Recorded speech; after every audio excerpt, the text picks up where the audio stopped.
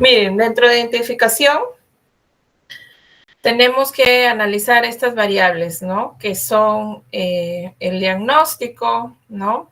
Que es el territorio y qué es la población afectada, qué es la unidad productora y cómo es la unidad productora en un ecosistema y qué otros agentes involucrados existen dentro del desarrollo de un documento técnico. Vamos con el diagnóstico. ¿Qué es el diagnóstico? Miren, ya hemos estado conversando, ¿no? En la mañana respecto a que cuando nosotros formulamos una intervención desde cualquier nivel de documento técnico, ¿no es cierto? Empezamos desde una situación negativa que queremos mejorar, ¿no? Y esa situación negativa que yo quiero mejorar obedece un propósito, ¿no? Que yo voy a generar o voy a mejorar a través de un servicio público, ¿no? Y una necesidad insatisfecha. ¿Qué quiere decir aquí? Que, por ejemplo, el estándar del servicio es este y actualmente se encuentra en los niveles más bajos del servicio, ¿no? Todos los factores productivos no están articulados. Yo identifico la brecha asociada, ¿no es cierto? Y a partir de ahí nace la idea de proyecto, que es lo que nosotros vamos a hacer. ¿Se acuerdan? Que les dije que el otro sábado van a exponer su idea de proyecto. Hasta aquí, cuando ustedes están haciendo la idea de proyecto, hacen una ligera identificación, es decir, todavía no hay una identificación tan a profundidad, ¿no? La idea de proyecto puede diferir o va a diferir del documento técnico final, sí, va a diferir, pero ¿en qué no va a cambiar? Es en la unidad productora, quizás sí cambie en el área de estudio, no cambia, cambia también en el monto de inversión, porque el monto de inversión en este momento ustedes no lo pueden tener tan fino, ¿no es cierto? Entonces, no se preocupen cuando vean el anexo 5, ustedes van a encontrar, ¿no? Que les va a pedir monto de inversión y van a decir, pero en este minuto, en este tiempo, ¿cómo vamos en una semana a identificar un monto de inversión? No es posible identificar un monto de inversión exacto, salvo ya en una formulación más profunda, que es lo que vamos a ir desarrollando ya a nivel de documento técnico. ¿Ya?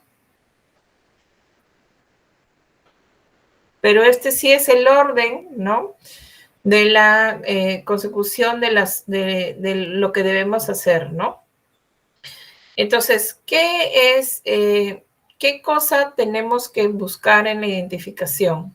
En la identificación tenemos que ver o plantear cuáles pueden ser las alternativas técnicas, ¿no es cierto?, que me van a ayudar a resolver este problema, esta situación negativa que yo vi acá, ¿no?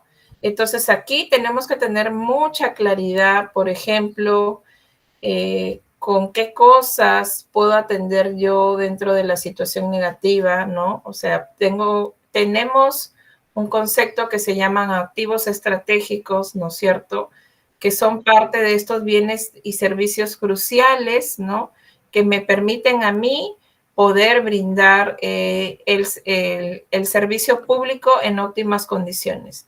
Pero también aquí en esta tipología tenemos activos estratégicos que no son,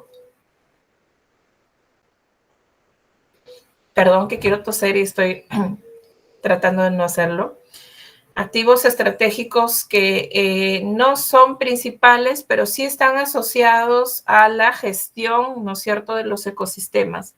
Esta información ustedes la pueden completar en la resolución ministerial 410 del MINAN. Allí nos describe exactamente cuáles son los activos estratégicos, ¿no es cierto?, que están asociados al ecosistema y cuáles son los activos estratégicos principales. ¿Por qué les digo eso? Porque cuando plantean la solución, por ejemplo, muchas veces quieren incluir en un proyecto de ecosistemas el tema de las actividades de vigilancia y control, ¿no? Sobre todo cuando estamos en un área de conservación o en un área natural protegida, muchos alumnos dicen, muchos profesionales dicen, aquí vamos a tener este componente referido a la vigilancia y control. No, no se equivoquen, ¿ya? Si es que ustedes identifican que para poder revertir esta situación negativa es necesario tener el tema de vigilancia y control, lo vamos a hacer con una IOR. ¿Ya? Y vamos a hacerlo con una IOR, ¿no es cierto? ¿Por qué? Porque ese servicio se recupera, se puede ampliar, ¿no es cierto?, a través de este documento técnico de ampliación marginal de los servicios, ¿ya? Eso lo vamos a ir viendo poco a poco, ¿no? Vamos por pasos, ¿no es cierto? Tenemos estos conceptos muy importantes que les he estado mencionando: el territorio, la población afectada, la unidad productora, los agentes involucrados. Y producto de este análisis que nosotros tengamos, ¿no es cierto?, que todo el análisis va a ir basado va a ir directamente relacionado a lo que es la unidad productora y cómo todos los factores productivos se interrelacionan en la unidad productora, ¿no es cierto? Y también vamos a tener acá estos factores desencadenantes, ¿no? Y van a conjugar en podernos llevar a identificar un problema, ¿no es cierto? Y vamos a hacer un árbol de problemas en el cual vamos a tener un problema central, ¿no? Luego vamos a tener efectos directos, efectos indirectos, efectos finales, causas, ¿no? Causas indirectas. Y luego vamos a tener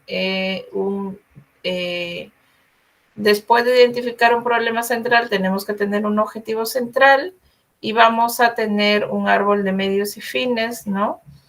En el cual obviamente el problema central va a estar estrictamente relacionado con el objetivo central, el efecto directo va a estar estrictamente relacionado con el fin directo del objetivo, el efecto indirecto va a estar relacionado con el fin indirecto y el efecto último con el fin último. De igual manera, para abajo, las causas indirectas con el medio de primer nivel, ¿no?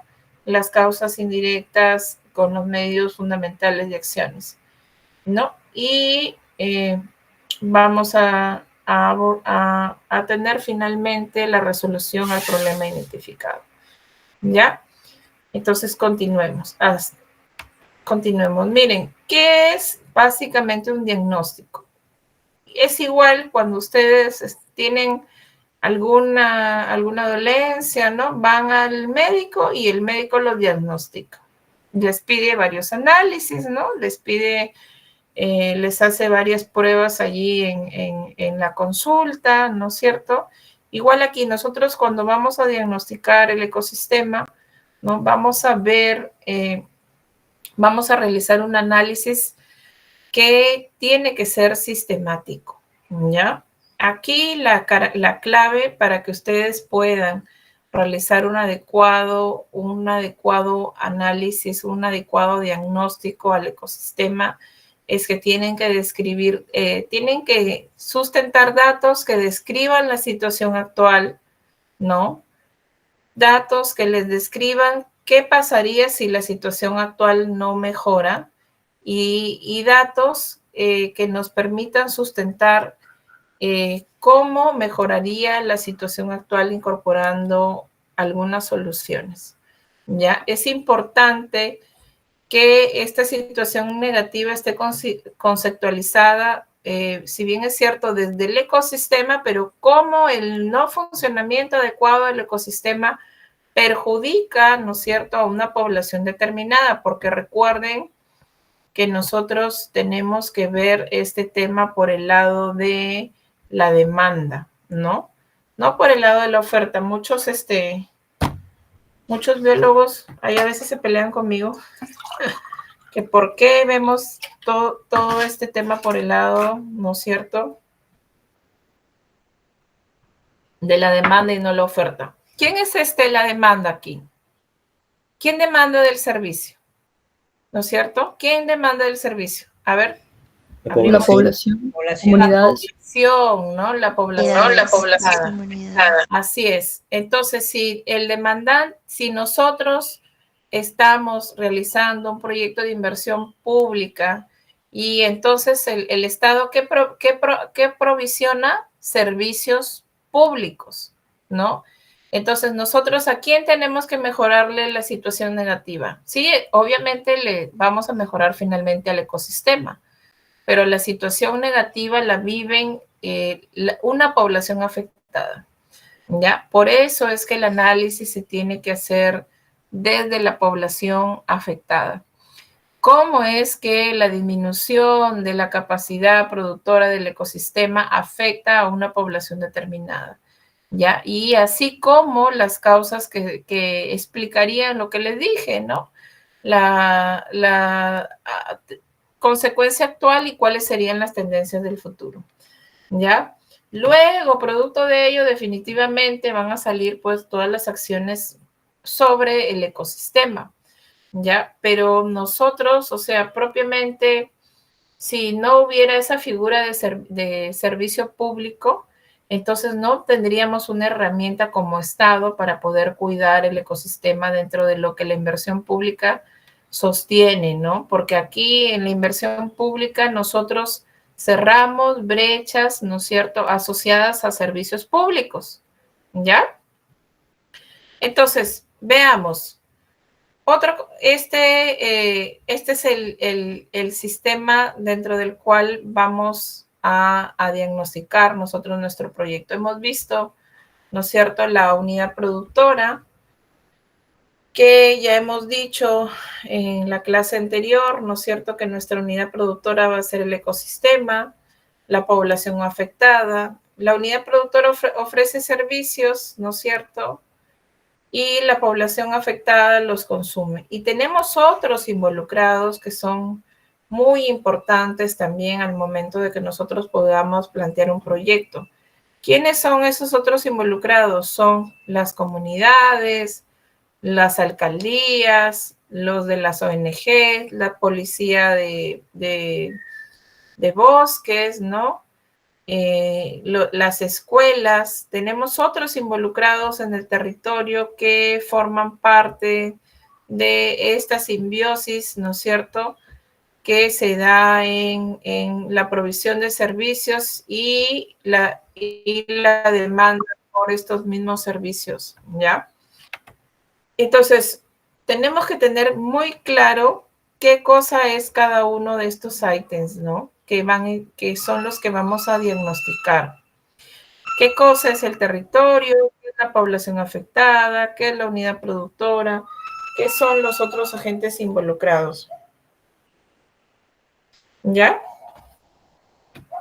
A ver, vamos a ver, ¿qué es el territorio? ¿No? El territorio es un espacio geográfico, es el área de estudio donde yo voy a contextualizar mi proyecto, ¿no es cierto? Por ejemplo, si el bosque está asociado a alguna comunidad y esa comunidad tiene un territorio delimitado, ese será el territorio, ¿no? Y es generalmente el territorio, aquel espacio donde está localizada la población afectada, ¿no? Y donde tengo actualmente la unidad productora y para algunas tipologías de proyectos se podría decir que también vamos a tener nuevas unidades productoras. Por ejemplo, cuando se hace un hospital, ¿no? Actualmente está en una ubicación y luego vamos a tener otra ubicación de la unidad productora. También ahí tendríamos que hacer un doble análisis. En este caso, para lo que son proyectos ambientales, no tenemos esta situación, ¿no? Porque no podríamos, si vamos a recuperar el bosque, que es la unidad productora actual, el bosque pues no se va a mover a prestar servicios a otro lado, ¿no es cierto? Eso no aplica para esta tipología. El área donde se ubican otras UPs, ¿no?, a las que la población puede usar. De repente, en este territorio tengo más de un tipo de bosque, ¿no? Por ejemplo, me explicaban los otros compañeros en el tema del coto de caza, el angolo. Hay partes de bosque y además de ese bosque hay otros bosques contiguos, ¿no? Me comentaban.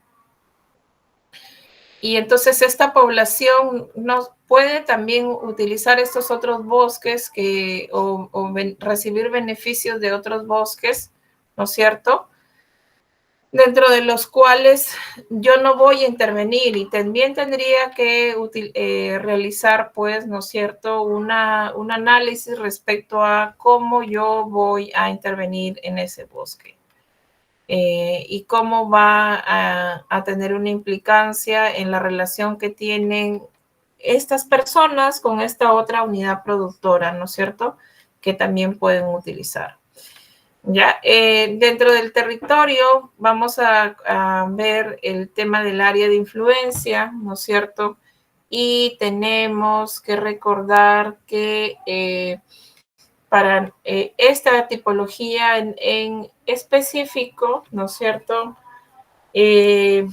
se considera que los proyectos en ecosistemas es igual el área de influencia con el área de estudio, ¿ya? Para este caso, ¿ya? Entonces, ¿qué es el área de influencia? Es el espacio geográfico donde se ubica la población. Va a ser exactamente igual para este tipo de proyectos, ¿no? La población afectada va a ser igual al área de influencia, va a ser igual al área de estudio, ¿ya? Sigamos con el tema del análisis del territorio. ¿Cómo lo vamos a hacer? El análisis del territorio requiere sí o sí un trabajo de campo. Necesita que nosotros hagamos una recopilación de información, de mapas, ¿no? Para ver cuáles son los límites, linderos y demás, pero también necesita que esa información sea corroborada, ¿no es cierto?, en campo, ¿no? Sí sé que ustedes, pues aquí en este momento no van a pagar un estudio de edafología, ¿no es cierto?, pero también sé que los bosques tienen ya estudios que delimitan sus espacios geográficos, entonces van a tener que usarlos y también van a tener que ir a campo, ¿ya? Ustedes se organizarán para ir a campo, ¿ya? De repente, algún grupo me dice, profesora, tal día vamos a ir a campo y la clase la podemos, ¿cómo se llama?, mover. Entonces, la clase, grabo una PPT con todo lo que tendrían que haber escuchado y hacen el trabajo ese día de campo, ¿ya? Aquí yo no les voy a poner una camisa de fuerza, no, aquí la idea es, todos somos profesionales, hemos alcanzado un nivel educativo, básicamente entiendo porque todos tienen un nivel de disciplina, ¿no? Y además, desde que están comprometidos a estudiar es porque tienen el tiempo y las ganas, ¿no?, de aprender. Y no les voy a limitar en el hecho de que se necesite ese día para irnos, ¿no? Solamente tendríamos que ponernos de acuerdo. Y a mí, de repente, me gustaría viajar con algunos grupos, ¿no? Que no me puedo multiplicar para viajar con todos, quizás podría ir con los que están más cercanos, ¿ya? Pero sí sería importante que hagan esas visitas de campo. Ahora, a partir de ello van a elaborar, ¿no es cierto?, su diagnóstico. Y por favor, miren, el análisis de riesgos es muy importante que lo realicen, pero no hagan el análisis de riesgos solamente que conocemos que está asociado a variables de infraestructura. Una compañera de ustedes habló del tema del cambio climático, ¿ya? Estamos omitiendo mucho el tema de los incendios forestales, por ejemplo, ¿no? Y es algo que lo estamos viendo, pero como no hemos considerado medidas de mitigación, ¿no? Como no hemos considerado medidas de mitigación, entonces es algo que esas medidas de mitigación no están implementadas en muchas zonas, ¿no?, de diversos ecosistemas, y por eso es que tenemos los resultados que tenemos hoy por hoy, ¿no? Por eso es importante que hagamos una adecuada valoración de los recursos que tenemos en el territorio y que podamos precisamente identificar, ¿no? Adecuadamente, por ejemplo, qué riesgos hay en el territorio, de repente el nivel de degradación es más alto del que creíamos o del que teníamos mapeado, ¿no? Entonces, si bien es cierto, esos documentos técnicos que yo les he proporcionado les van a ayudar, también pueden revisar tesis, otras investigaciones que nos puedan dar luces, ¿no? Entonces, eso respecto al territorio. Esta misma casi temática es la que vamos a utilizar para el análisis de cada una de las variables. Otra variable importante que nosotros tenemos que analizar es la población afectada. ¿Ya? ¿Qué es la población afectada? Hemos dicho, ¿no es cierto?, que para poder intervenir con cualquier nivel de intervención o de documento técnico que se requiera, tenemos que ver que el servicio no se está brindando de manera adecuada. Es decir, hay una situación negativa que afecta, ¿no? Que afecta a una población. Por eso es la población afectada. Y ante esa situación negativa hay una necesidad insatisfecha que se tiene que restablecer a través del cierre de una brecha declarada como prioritaria, ¿no? ¿Y cómo vamos a diagnosticar esta población? ¿Cómo lo vamos a hacer? Igual, esta misma lógica, ¿no es cierto? Identificar, caracterizar y analizar. Ojo, que aquí sí es cierto que los datos socioeconómicos son importantes, ¿verdad? Pero más importante que los datos socioeconómicos es cómo es la interrelación de la población con el ecosistema. Es decir, cómo ellos tienen su cadena de provisión de servicios, ¿no? Y esto sería muy importante que ustedes puedan caracterizarlo, identificarlo, en qué temporales, de acuerdo a la especie o el ecosistema sobre el cual ellos están, reciben más beneficios, en qué temporales los beneficios son óptimos, ¿no? Tenemos servicios de calidad, no tenemos servicios de calidad, y a qué riesgos están expuestas también las poblaciones, ¿no? Entonces, hablemos o identifiquemos todo ello, obviamente, definitivamente, con números, ¿no? Vamos a implementar aquí alguna herramienta que nos pueda ayudar con la toma de datos. Claro que sí, vamos a realizar una encuesta, vamos a realizar una entrevista, vamos a realizar talleres de involucrados. Miren, yo les comento que muchos proyectos se caen porque los proyectistas no hacen sus talleres de involucrados. En este tipo de proyectos donde justamente la aprobación de la intervención depende casi en un 99.9% de la comunidad, si nosotros no socializamos con la comunidad la intervención que queremos realizar, si nosotros no socializamos y escuchamos a la población, a la comunidad, a la población afectada, entonces no vamos a hacer un adecuado diagnóstico. ¿Ya? Y lo que va a ser peor es que cuando vayamos a querer implementar el proyecto no vamos a poderlo tener. Aquí no se habla de una licencia social per se, un documento escrito, pero es mucho más grave todavía porque no te exigen que haya algo escrito, pero si las personas mismas luego se convierten en opositores y lo vamos a ver, ¿no? Entonces han habido muchos casos de proyectos en los cuales no se ha podido avanzar por ese tema, ¿no? ¿Cuáles son sus motivaciones? Es importante conocer qué los motiva a ellos a conservar el ecosistema, ¿no? Y eso son variables de análisis muy importantes para el documento técnico que vamos a abordar. Ahora, la unidad productora, ¿no? Venimos repitiendo que es el conjunto de recursos y factores productivos como infraestructura, equipos, personal, capacidades, gestión, entre otros. Que si todos se juntan como una sinfonía fina, ¿no? Vamos a ver cómo un servicio se brinda en buena calidad, ¿no? En un buen alcance, ¿no es cierto? De manera adecuada. Ahora, en el ecosistema, ¿no? La unidad producto, en proyectos ambientales, la unidad productora es el ecosistema, ¿ya?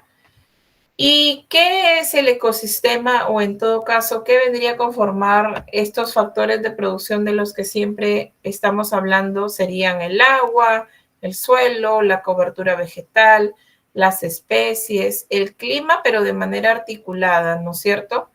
¿Ya? Y en la función que generan estos ecosistemas para poder brindar un servicio ecosistémico, ¿ya? Entonces, vamos a ver nosotros que el ecosistema pues nos va a permitir brindar esta unidad productora, nos va a permitir brindar diferentes tipos de servicios ecosistémicos. Y el mismo ecosistema en sí, que vendría a ser la parte de la cobertura vegetal, para nosotros es un activo estratégico, ¿ya? Es decir, sí o sí yo tendría que plantear acciones para poder recuperar el servicio, ¿no es cierto? Puede ser superficie con suelos retenidos o recuperados, ¿no es cierto? Infraestructura hídrica en AUSMAS, ¿no? Estructuras de captación, canales de manejo, para nuestro caso, superficie de cobertura vegetal, ¿no? Para fitorremediación de aguas, ¿no? Atrapaniebles que hay en algunos casos de proyectos, sistemas de riego que también están asociados a la cobertura vegetal del ecosistema, se pueden proponer como alternativas de solución para mejorar el tema del ecosistema, ¿no? Cochas, terrazas de formación de suelos, zanjas de infiltración, ¿no? Todos esos son activos estratégicos que podemos proponer, ¿no? Y como les dije, hay otros que no forman parte de los activos estratégicos que podamos proponer para la unidad productora, ya, pero para la tipología de ecosistemas sí se ha considerado la instalación de viveros, ¿ya? Y también se pueden promover el tema de plantones, pero solo para el proyecto, no como activos estratégicos. Ahora, ¿qué más puedo hacer como dentro de un proyecto de ecosistemas, ¿no es cierto? Puedo hacer cercos excluidores, barreras rompevientos, barreras zanjas con cortafuegos, obras para proteger canales, ¿no? De manteo, cercos vivos, barreras vivas, obras de control en cárcavas, muros de sostenimiento, muros de protección, cercos perimétricos, para propiamente fuera de un proyecto de estos y que está vinculado al tema de infraestructura de vigilancia y control, son los puestos de vigilancia y control, ¿no? Vías y caminos de acceso, cercos de seguridad, muelles. Si tienen si identifican la necesidad de ello, lo tienen que trabajar con una IOAR. Equipamiento para vigilancia y control. Sí se puede considerar también camionetas, botes, canoas, deslizador, motocicleta, cuatrimoto, drones, dendrómetros, cámaras de trampa, estación meteorológica, estación hidrológica, estación biológica, antenas de transmisión, paneles solares, equipos de protección para el personal, set de herramientas, motosierra, motodesbordadoras, guadañas, motobombas, camiones cisterna. Todo eso podemos considerar dentro de lo que sería los activos estratégicos y los activos vinculantes para poder recuperar el servicio dentro del ecosistema, ¿ya? Ahora, miren, aquí tenemos a ver, creo que tenemos manitos levantadas. Sí, una consultita. Esos ejemplos que usted ha dado, disculpen la pregunta porque no tengo experiencia en esto, ¿está en alguna guía o es por experiencia o por dónde podríamos revisar eso? Ambas dos. Les he dejado dentro de su material la resolución ministerial 410, ¿ya? Y en esta resolución ministerial, allí indica, incluso tenemos un ejemplo para lo que son las IOAs, ¿no? Y ahí nos dice exactamente el sector, nos dice qué podemos considerar y qué no podemos considerar, ¿ya? Para que lo tengamos en cuenta, porque a veces nosotros creemos que una solución que tenemos está permitida, ¿no? Y a veces está fuera de lo permitido, ¿ya? Gracias. Listo. ¿Tienen alguna pregunta, duda o comentario antes de continuar? No, Carlita, todo tranquilo. Todo tranquilo. A ver, yo los voy a llamar. Continuando con mis participaciones del día de hoy. A ver, vamos a ver toda la lista de todos ustedes. Porque veo que la mayoría participa, pero hay otros que no. A ver, Dani Javier Díaz.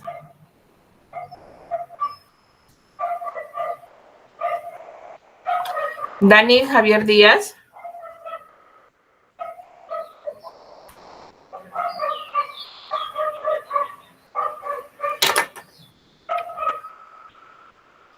Avísenle a sus compañeros que los que no contesten, no solo les voy a poner no participó. ¿Ya? Eric Vances. Eric Vances. Presente. Ya, a ver, señor Eric, cuéntenos, ¿no es cierto?, de todo lo que vamos explicando hasta ahora. ¿Cómo usted haría el análisis del territorio?